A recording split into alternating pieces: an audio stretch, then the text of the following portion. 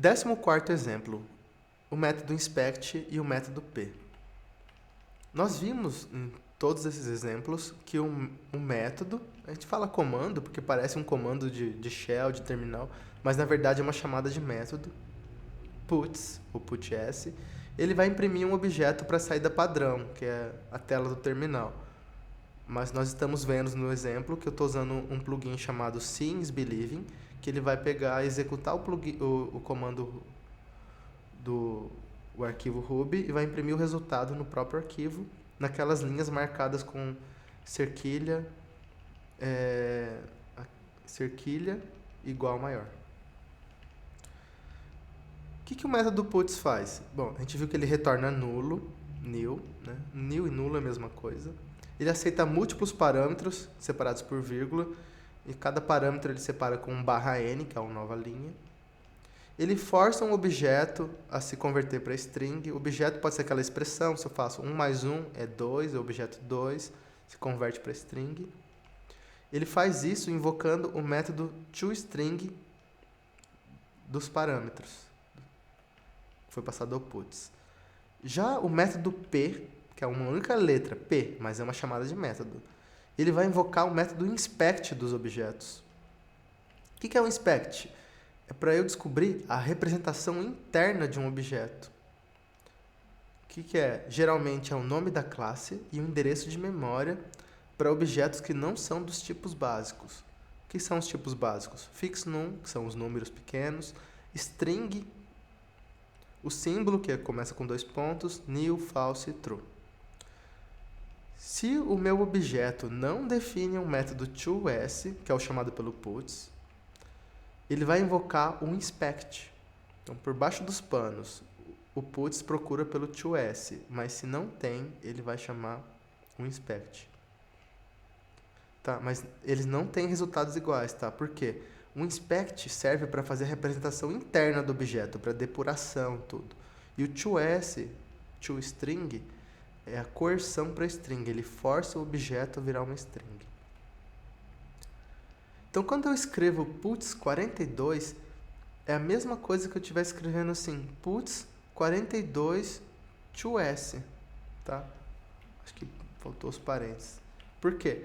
Porque ele vai estar forçando o objeto 42 a se converter para uma string.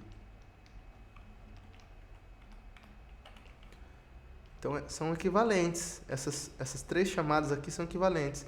Só que veja, ó, eu não preciso desses parênteses e não preciso desses parênteses. Se eu escrever só puts 42 é o suficiente, tá? E eu não preciso pôr parênteses aqui também, porque não tem ambiguidade. Vamos criar um objeto novo? Existe uma classe chamada Object. Como nós vimos, todos os objetos herdam de Object. Mas eu posso criar um objeto comum, plano, com esse método aqui chamado new. Então, se eu pego a classe Object e escrevo .new, eu vou criar um objeto novo e vou guardar na variável O. Se eu escrever puts O, ele vai imprimir o endereço de memória e o nome da classe, porque o objeto não define o método toS. Então, assim, a classe Object não define o método toString. Então, o puts ele vai chamar o inspect. Aqui, aquelas impressões do 42. Esse é o objeto que nós criamos. O endereço dele, ó, termina em 538. Se eu escrever puts O, o objeto não tem o método toS, então ele chama o método inspect. E o método inspect, para objetos que não são simples, ele imprime o nome da classe e o endereço de memória. Serve para eu saber identificar com qual objeto estou lidando. Mas se eu imprimir P de O, P vai chamar o método inspect. Puts chama o toString, P chama o inspect. E ele vai imprimir a mesma coisa. Só que se eu pegar esse meu objeto O e usar esse método especial aqui, que se chama defineSingletonMethod, toS, eu estou criando um método em tempo de execução. Isso se chama metaprogramação. Estou criando um método chamado toS, que ele vai imprimir representação string de O. Esse método só vale para o objeto O. Se eu criar um outro objeto, se criasse um objeto O2 é igual ao object new, não valeria. Isso porque é um singleton method. E eu chamar o comando puts_o, agora ele vai forçar o a se converter com uma string, invocando esse método recém-criado toS. Veja que nós passamos um símbolo para aqui definir o nome. E ele vai retornar o valor desse método. Porque o puts é para converter um objeto para string. Mas se eu escrever p de 0, ele vai imprimir a representação string, que é o endereço dele original. Como que eu provo que o método p está chamando um inspect? Vamos hackear o método p.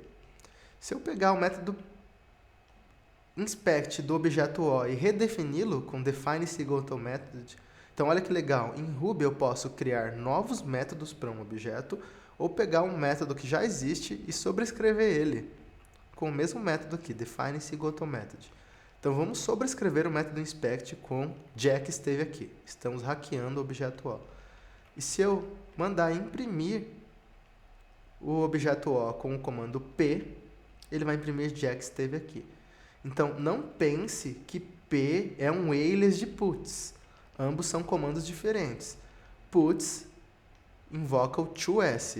P invoca o inspect. toS é a representação string de um objeto. Inspect é a representação interna de um objeto. O mais correto é o nome da classe, o endereço de memória. Mas você pode ter um caso especial que é sua classe, você tem que incluir uma informação a mais. Por exemplo, um arquivo que está aberto, um socket e assim por diante.